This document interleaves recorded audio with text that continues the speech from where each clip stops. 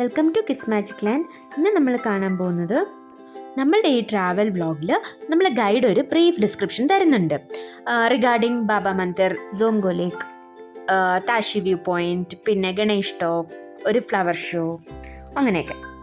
നമ്മൾ ഈ tour package ട്രിവാൻഡ്രത്തിൽ നിന്നും നമുക്ക് ലെഗസി ഹോളിഡേയ്സ് ആണ് അറേഞ്ച് ചെയ്ത് തന്നത്. So thanks to Legacy Holidays. ഇപ്പം നമ്മൾ ആ ട്രാവൽ കുറിച്ച് ഗൈഡ് എന്താ പറയുന്നതെന്ന് നമുക്ക് നോക്കാം. So let's go and travel with our guide. That the newly formed government of India had sent an invitation to the Sikkimese king, requesting him to be a part of the Indian Union. But somehow he said that since Sikkim had remained an independent kingdom for the past 400 years, he still wanted Sikkim to be recognized as an independent kingdom. Somehow, kind of an agreement regarding a protectorate status was granted to Sikkim, which made the defense and the development of Sikkim would be looked after by India. As a result, from that day onwards, Indian forces were allowed inside Sikkim. And when the war between China and India was fought, there were some sectors inside Sikkim where the war also actually took place. Yesterday we visited Natula. There also war was fought. And so it is said that after 1961, the Indian military planners realized the fact that Sikkim was very, very important strategically. If Sikkim continued to remain an independent kingdom, then later on it might happen that Sikkim would actually fall in the hands of the Chinese people. So from there, then onwards, the groundwork for reuniting Sikkim into India had actually begun, and it was during the tenure of our Prime Minister, the Iron Lady of India, Indira Gandhi, Sikkim actually became a part of India in the year 1975 on May 16. It was declared the 22nd state of India. And population-wise, the Sikkim is the second smallest state in India, and population-wise, just about 7.5 lakh people. Education rate is about literacy rate is about 81 to 82%, and in terms of economy, the main economy of Sikkim is tourism. Other than that, Sikkim is also known as the cardamom capital of India, and in Sikkim they boast of different species of flora and fauna, especially the orchids. In Sikkim alone, they have 660 different species of orchids.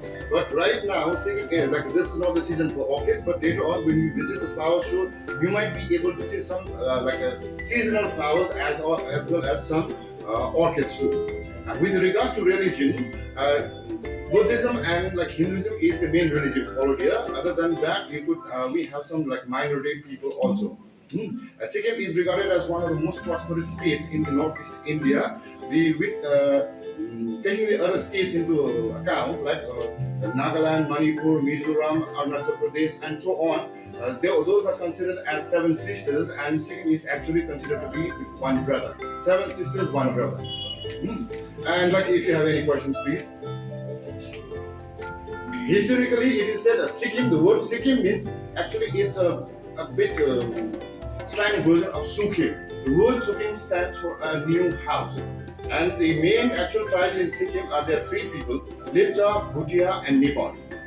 So Lipchas were the original inhabitants of Sikkim, and although there is no written or historical documented proof where they actually came from. And Bhutias, they migrated during 11th century from Tibet, and later on, about 14th century, lots of Nepali people started the migration into Sikkim, and that's why the Nepali people are considered to be the major population in Sikkim. And Sikkim, the state religion of Sikkim is Buddhism, and there are more than 200 monasteries in Sikkim inside. And so today, most probably we will be visiting two monasteries. Although they are not that old, but those are considered really important by the people of Sikkim. So if you do have any questions regarding Sikkim, is there any relation with the Gurkhas? You see, Gurkhas is not a particular tribe. Gurkhas, when we say Nepali community, when we say Gurkha, Gurkhas can come from any different tribes within the Nepali community. As you see, our earlier film master had said, if a person says he is not afraid of dying, he must either be lying or he must be a Gurkha. So, as the history also proves that the boys from Sikkim, Darjeeling, and we also recruit some boys from Nepal also. into the Indian Army. Right now, there are about, I think, about 80,000 soldiers, boys serving in the Indian Army. Even history, Hitler is supposed to have said, if I had Gurkhas in my military, most probably I would have conquered the world. So, and with regards to yesterday places we visited yesterday, the Songo, or the popular name of the lake for the local people, we call it Changu. According to the local belief, it is said before. The belief is that it used to be a kind of a dwelling place for the yak herdsmen. There were many families who used to live there.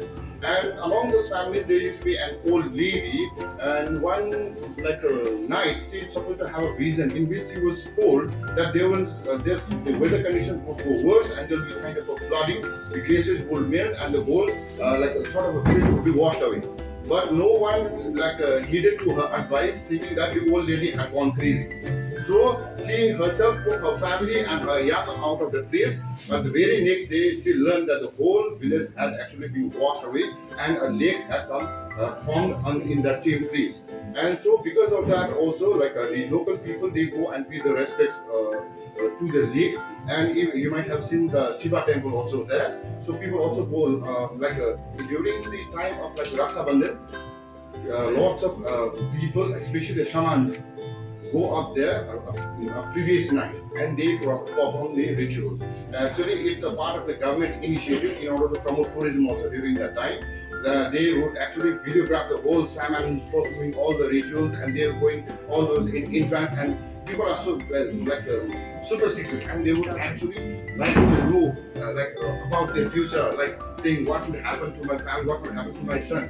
And so that's how it is. And with regards to Nathula, Baba Mandir, Baba Harbhajan Singh was used to be, he joined the military in the year 1965, and it is said that he, when he was going to his sentry post, one unfortunate day he actually slipped and then went missing. So, and then the military had sent search parties to recover his body, and it is believed that his body was found only after 3 days. That also, it so happened that he is supposed to have appeared in the dream of one of his friends, and he instructed as to where the body would actually be found. So after that incident, after the body was found, similar kind of incidents was reported among the military soldiers. And there are some instances which actually supported that they were given signs when the Chinese were actually trying to do something bad to the Indians. So taking that all those things into account, the Indian military thought that something must be done in the name of Baba. And so they built a temple. Actually, the temple that you visited is not the original one. The original one is about 10 kilometers further away from that place. And somehow the name of Baba Mandir became famous all over first in the state, and then it became famous all over the country, right? People, those who come to Sikkim generally go out to the temple and pay the respects. And for the first time, I think it must be the first time in the history of the world that a person who has died has been promoted. So he was a soldier in the Indian Army, but by the time he got retired at the rank of a captain. And it is said that he used to get regular holidays like a normal soldier, and it has been reported that he used to have a personal attendant or orderly whose duty was to clean up his clothes and everything. In the morning, he used to polish his clothes and iron his uniform and everything. But in the evening, when he used to come and check this, he used to find wrinkles in his uniform and shoes used to be dirty. And that's how superstition also plays a part on it, but that's how people's belief started growing and growing. And another incident, they might also have an interview in the YouTube. The driver of the captain, it is said that when he used to drive him to the railway station, he used to feel actually as if someone was really sitting beside him. So this must be the one and the only instance in the whole world where even after his death, a person is actually revered as a god, and even the god promoted. So any questions? Do you drink the milk of the yak? Yak milk, yes sir. We make many products from yak. Yak milk is supposed to be very thick, and for those people who haven't had yak milk here, it's not very good for their tummy. And we make yam cheese also. And in the market you might find like small funny looking things like candy. Those are called actually cheese candies, but tasteless.